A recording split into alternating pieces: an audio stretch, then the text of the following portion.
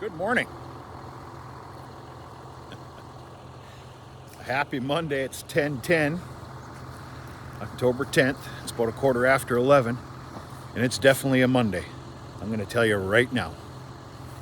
Holy crumps. I'm going after something that was not in my daily plan and regiment for today. I also changed my mind about something. If you pay attention to the channel, you already know. So like a good little boy, I finished up all my chores this morning. Headed straight to town. One of them there towns. Now, I'm not a hermit. I'm not a prude. But boy, I can't stand taking a trip into town. It's not far, for crying out loud. It's like 13, 14 miles. I just can't stand it. So usually I like to pile up a lot of things before I make that trip into town. So last night I made my list. Understand I'm kind of refurbishing the milk house right now at the farm. Some walls, a new heater. I'll explain that one to you. Anyway, I forgot a couple of key items. And, sorry, I am not going back to town today. So, we must abide by our time. I'm like, well, the hell with it. I'm going to till some ground. That sounds like more fun to me anyway. I changed my mind. What I was originally going to do, for no one reason or another, is I was just going to give my garden areas a disking. I was going to wait for the spring for a deep tilling.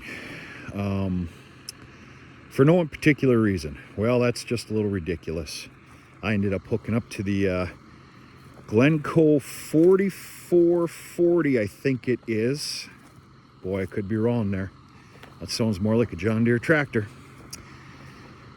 7-shank chisel plow, and I have decided to cover my sweet corn and vegetable ground today and this evening after chores.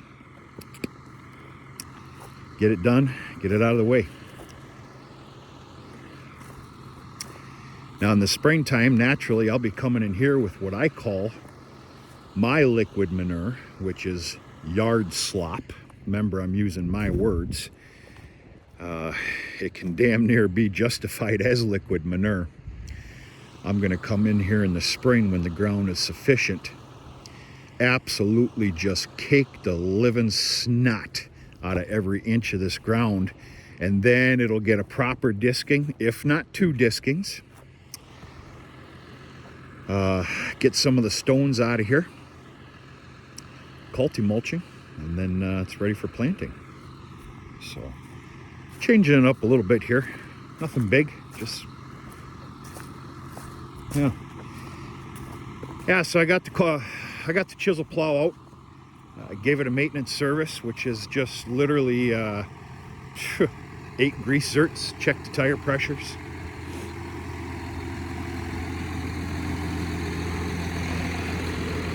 Glencoe 4450. I was off by a bit. This chisel plow does an absolutely amazing job. And I know, I'm sure that they all do. But very happy with this. In fact, I had, because I still have the moldboard plow, and I acquired that 18-foot cultivator, I had actually put this up for sale last fall.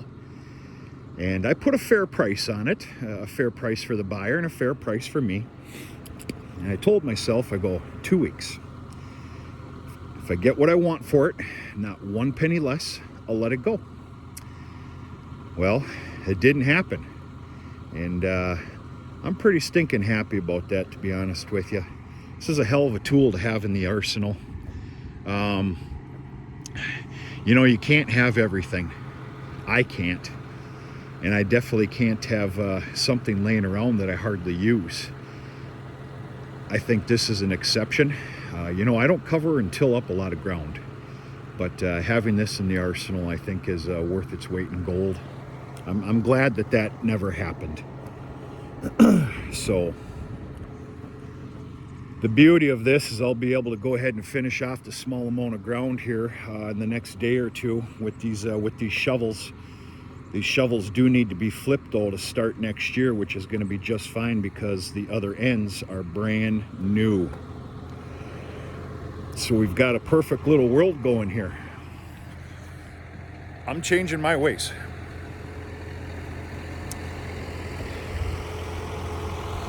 You give me a piece of ground that has been worked for eons. In this case, we're talking about, all right, I have 2 properties that's getting worked up next year. We're going to do a crop rotation regimen, sit down at some point. I'll just fill you in now. I have 2 properties and 2 properties only, unless more land is acquired, and I don't see that happening. That's going to merit a workup. The grassy alfalfa field across the highway, that indeed was decided. Enough is enough. It's done. That is going to go into either corn or sorghum. I have some decisions to make. I'm working on some things right now. I will decide that by April 1st. The other piece of ground is the 18.5 acres where you see those line wraps there. That was the sorghum this year. If you can even call it that. That is getting completely worked up. And it's going into brand new seeding, full seeding alfalfa. It's going to be mother cropped, as I call it, by a 50 to 60 pound of the acre peas and oats crop. So you take a field like that one that's going into peas and oats, new seeding alfalfa. By rights, perfect world, I won't be touching that field again with any kind of tillage for many, many years. Therefore, it's going to be done right in the beginning. Right as far as I see it. It's going to get a deep tillage. I'm speaking the obvious here, but the grassy alfalfa field across the highway, that as well is going to get a moldboard plowing. And yeah, so I definitely don't have all the answers here, folks. I've proved that a few times, but I'm gonna tell you something. Now, there's one thing that we can't not mention, and that's our 30-day drought that we had this year. We're in another drought now. Our moisture, I don't know what the moisture count is, but what a hideous moisture of a year. So that was number one. But you know, number two here, I'm gonna tell you something. My crops have been not fair for the last few years. And whether I'm right or I'm wrong, I'm going to stick to this, and I'm going to say it's because I tried getting away cheap with tillage. Yes, I understand the whole world of no-tilling and everything like that. Well,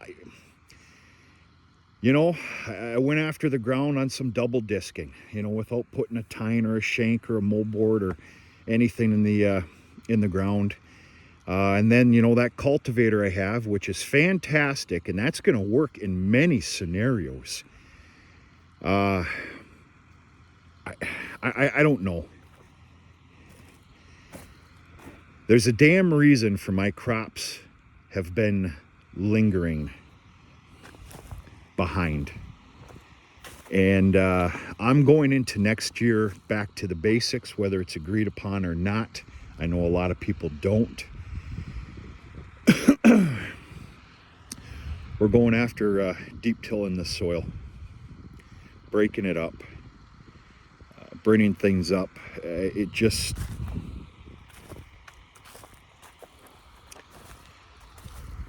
calling it back to basics.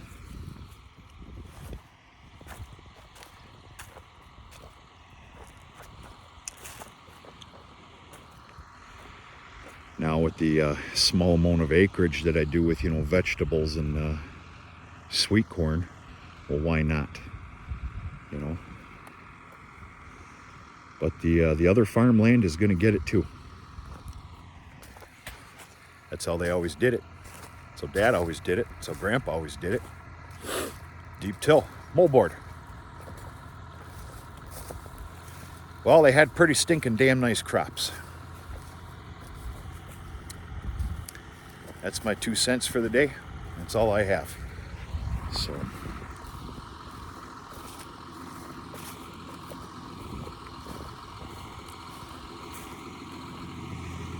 there will be product going up in the silo next year. I'm just not sure about the regiment of it. Like I said, I'm working on a couple of things right now.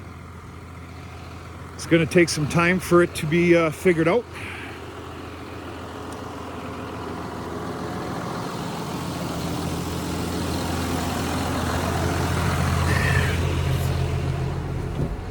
I can tell you this much. Next year is the every other year, which means product needs to be put up in them silos. Keep them damn silos alive, if you believe in that. I do.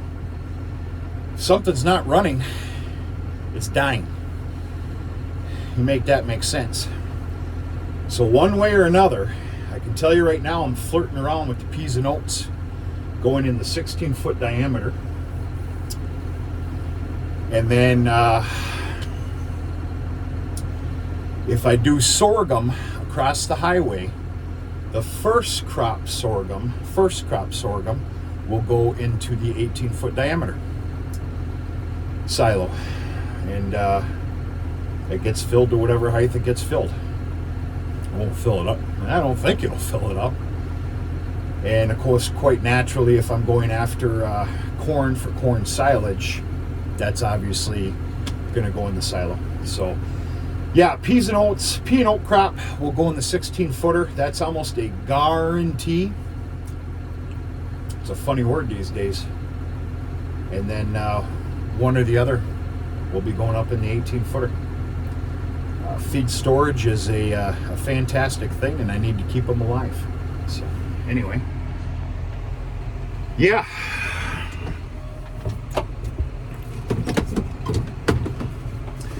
The 6150M got a full cleaning, full servicing, inside and out, and was parked. It's about a week and a half ago, and the obviously the birds in the machine shed let me know what I am. But that's not something that you can help.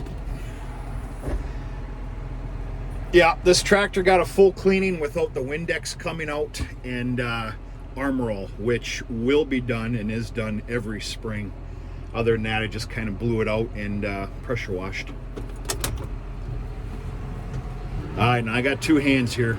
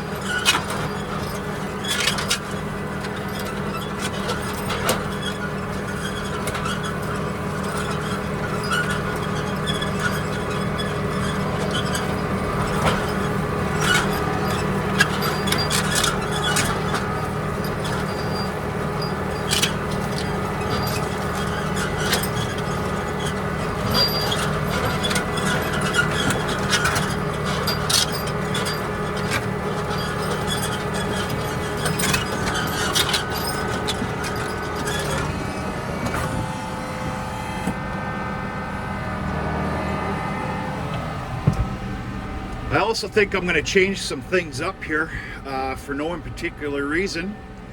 I believe I'm going to put my early year sweet corn in here next year, and the latter sweet corn in the fenced in area.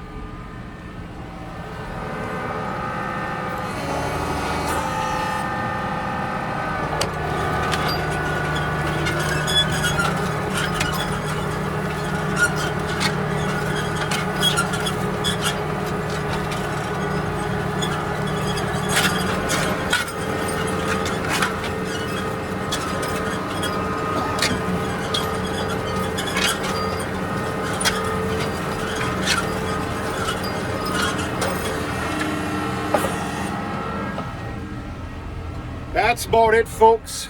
Just kind of showing you what I got going here. The Monday morning demon got me today. No fault of my own, of course, you know. And just about abiding by the time, excuse me. And who knows? I got to get my button gear on that milk house little refurbishing that I'm doing in that wall heater. We've got some... somebody told me a little lie the other day that we've got 70s coming next week. And that I looked for it myself this morning.